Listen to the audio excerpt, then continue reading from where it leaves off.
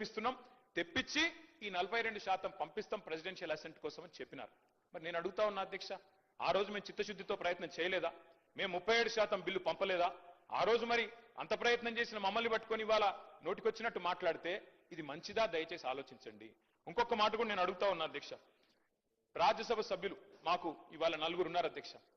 మా పార్టీ ప్రభుత్వంలో ఉన్ననాడు మాకు అవకాశాలు వస్తే పెద్దలు కేశవరావు గారు, పెద్దలు డి శ్రీనివాస్ గారు, పెద్దలు బండా ప్రకాష్ గారు, పెద్దలు లింగయ్య యాదవ్ గారు, పెద్దలు గాయత్రి రవిచంద్ర గారు, వద్దిరాజు రవిచంద్ర గారు, వీరందరినీ కూడా 5గురిని రాజ్యసభకు నామినేట్ చేసింది బలహీన వర్గాల బిడ్డల్ని కేసీఆర్ ప్రభుత్వం కాదా అధ్యక్ష?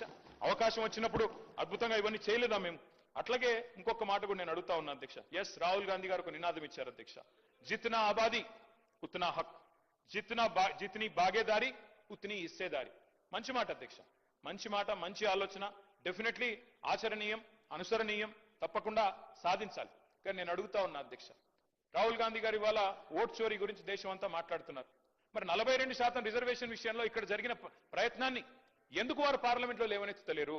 కాంగ్రెస్ పార్టీకి 100 మంది ఎంపీలు ఉన్నారు అక్కడ, మీరెందుకు గట్టిగా పట్టుబడతలేరు? పార్లమెంట్ లో 42% మీద అక్కడ కదా జరగాల్సింది చర్చ, అక్కడ కదా జరగాల్సింది రాజ్యాంగ సవరణ, అక్కడ చేయాల్సిన ప్రయత్నం చేయకుండా ఇక్కడ ఎంత చేస్తే కంఠశోష తప్ప ఏమొస్తుంది అధ్యక్ష?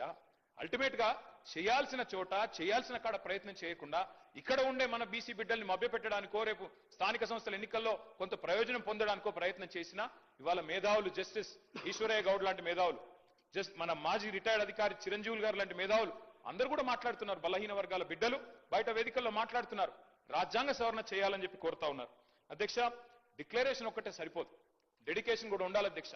డెడికేషన్ ఉంటే తప్పకుండా ప్రజలు హర్షిస్తారు, స్వాగతిస్తారు. మిమ్మల్ని నేను కోరుతా ఉన్నా అధ్యక్ష, మీరు చేసినారు ప్రయత్నం, ఒక హౌస్ హోల్డ్ సర్వే చేసినారు మీరు, దాని పేరు సిఈపిసి ఏదో పెట్టినారు.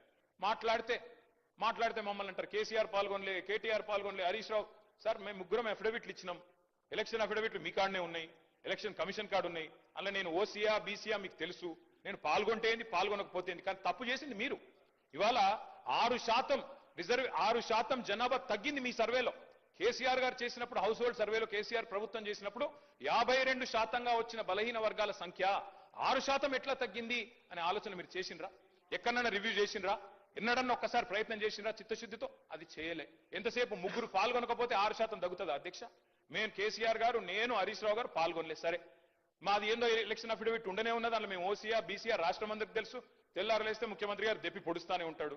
కాబట్టి నేనేమంటున్నా అధ్యక్ష, మేము పాల్గొనంత మాత్రాన 52%, 46% కాదు కదా అధ్యక్ష. ఇవాళ నిజంగా బలహీన వర్గాలకు చిత్తశుద్ధితో మీరు సేవ చేయాలనుకుంటే మీరు చెప్పిండాలా, డిక్లరేషన్ పెట్టినప్పుడే చెప్పిండాలా, కండిషన్స్ అప్లై, రాహుల్ గాంధీ ప్రధానమంత్రి అయితేనే ఇస్తాం లేకపోతే ఇయ్యమని చెప్పిండాలా. అది మీరు చెప్పలేదు. ఇవాళ మీరు మమ్మల్ని అంటా ఉన్నారు. ఇంకొక మాట నేను అడుగుతా ఉన్నా, మా పొన్నం ప్రభాకర్ అన్న అంటే మాకు గౌరవం, వారు నిజంగా కూడా తప్పకుండా ఉద్యమంలో పాల్గొన్న వ్యక్తి. ఆనాడు పార్లమెంట్ లో చట్టంలో కేసీఆర్ గారు స్వయంగా చెప్పారు, మేము చెప్పడం కాదు అధ్యక్ష, కరీంనగర్ లో మీటింగ్ పెట్టి మరీ చెప్పారు, బ్రహ్మాండంగా కొట్లాడుతున్నాడు మా పొన్నం ప్రభాకర్ అన్న పార్లమెంట్ సభ్యుడిగా అని చెప్పారు అధ్యక్ష. We stand by that. మీరంటే గౌరవం ఉంది, వారిని నేను కోరుతా ఉన్నా అధ్యక్ష, వారు చెప్పాలి. ఇవాళ మీరు ఆలోచన చేయండి, బీసీ సబ్ ప్లాన్ అని చెప్పారు, తేవట్లేదు సార్, పెట్టండి, రేపు ఎల్లుండి హౌస్ పెడతారా, ఇంకో నిమజ్జనం తర్వాత పెడతారా మీ ఇష్టం, కానీ బీసీ సబ్ ప్లాన్ చట్టం తెండి. ఎందుకంటే ఒక పదవులతోనే రాజకీయంగా అవకాశాలు ఇవ్వడంతోనే న్యాయం జరగదు, సామాజిక న్యాయం, ఆర్థికంగా రాజకీయంగా అవకాశాలు రావాలి అంటే ప్రభాకర్ సార్ గౌరవ సభ్యులు చెప్పినట్టుగా బీసీ సబ్ ప్లాన్ కు సంబంధించి పార్టీ పరంగా ప్రభుత్వ పరంగా సభాపతి నిర్ణయం చేయడం ఒక రోజు తప్పకుండా చర్చ జరగాల్సిన అవసరం నేను కూడా కోరుకుంటా ఉన్నా. కానీ ఇవాళ నేను మళ్ళీ ఇంతకుముందు కూడా అంటే వారికి సభలో ఎక్కువ అనుభవం ఉంది, మంత్రిగా చేసినారు, ప్రభుత్వంలో చాలా కీలక పాత్ర ఉంది కాబట్టి ఇంకా ఏదైనా లోపాలున్నా ఇంకేమైనా ఉంటే సరి చేసుకునే విధంగా మీరు సలహా సూచనలు చెప్పండి. కానీ సభ అభిప్రాయం ఏకగ్రీవంగానే ముందు నుంచి అదే విజ్ఞప్తి చేస్తారా, మొదటి నుంచి కూడా అదే మాట మాట్లాడుతున్నా. ఈరోజు ఇప్పుడు ఎంఐఎం వాళ్ళు మాట్లాడినారు, మేము ఈ బిల్లును ఏకగ్రీవంగా పూర్తి మద్దతును ప్రకటిస్తామని ప్రకటించి మిగతా అంశాల మీద చర్చ జరగాలని ప్రభుత్వాన్ని కోరి దాని మీద చర్చ చేస్తాం. దానికి సంబంధించి చర్చ జరగడంలో ఎవరికి వ్యతిరేకత లేదు, చర్చ జరగాలని కోరుతుంది. దాని తర్వాత వారు అన్నారు, మీరు పాల్గొనకపోవడంలో మీరు ఒక పార్టీకి నాయకులు, దాని ప్రభావం క్షేత్రస్థాయిలో పడి ఉండొచ్చు, మీరు ఆదర్శంగా ఉండాల్సి ఉండే, దానికి సంబంధించినటువంటి అఫిడవిట్లను తీసుకొని రాసుకునేటువంటి విధానంగా ప్రభుత్వం అవలంబించలేదు.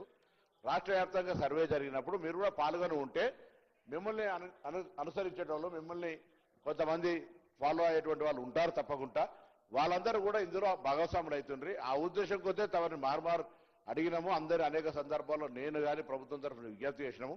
మీరు పాల్గొనదని చెప్తారు, పాల్గొని ఉంటే బాగుండే. ఇప్పుడు దానికి సంబంధించి అయిపోయింది. కానీ ఇటువంటి పరిస్థితులలో ఏదైనా సామాజిక పరమైన అంశాలు జరుగుతున్నప్పుడు రాజకీయాలకు అతీతంగా సామాజిక పరమైన న్యాయం జరిగేదాని కొరకు ఆలోచన విధానం ఉండాలని కోరుతున్నాం. మీరు గతంలో చేయలేదని చెప్తున్నాం. జరుగుతున్న పరిణామాల లోపల ఇప్పుడు ఉన్నటువంటి ఈ యొక్క ఉద్దేశానికి ఎక్కడ కూడా ఇబ్బంది లేకుండా ఉండే విధంగా ఏకాభిప్రాయంతో ముందుకు పోవాలి. ఏకాభిప్రాయం అనేటువంటిది చాలా విలువనిస్తుంది బయట. అది న్యాయస్థానం కావచ్చు, అది ప్రజాస్వామ్యం కావచ్చు, అది ప్రజల మధ్యలో కావచ్చు. ఎవరు కూడా మనం చర్చ చేయడం ద్వారా ఏదో మళ్ళీ ఎక్కడో ఒకటి ఏదో ఉందనేటువంటి లొసుగును దొరకబట్టే ప్రయత్నం చేస్తారు. ఎప్పుడు కూడా పాజిటివ్ నెగటివ్ రెండు ఉంటాయి. పాజిటివ్ ఆలోచన చేస్తే నెగటివ్ చేసేటప్పుడు కూడా దుకాణం బంద్ చేసుకుంటాడు, ఆలోచన బంద్ అవుతుంది. కాబట్టి అందరం పాజిటివ్ గా ముందుకు పోవాలని సందర్భంగా బలహీన వర్గాల శాఖ తరఫున నేను ప్రతి సభ్యుడిని ప్రతి రాజకీయ పార్టీకి విజ్ఞప్తి చేస్తాను మీ ద్వారా. మంత్రి గారు చెప్పిందంతా నేను సంపూర్ణంగా ఏకీభవిస్తున్నాను సార్. చట్టాలు మనం సరిగ్గా చేస్తే లొసుగులు లేకుండా చేస్తే ఏ న్యాయ వ్యవస్థ కూడా అడ్డు రాదు సార్. నేను చెప్పేది అదే, మొదటి నుంచి చెప్తుంది అదే. చట్టం సరిగ్గా చేయండి, శాస్త్రీయంగా చేయండి. మా కమలాకరణ చెప్పింది కూడా అదే, శాస్త్రీయంగా చేయండి. అదే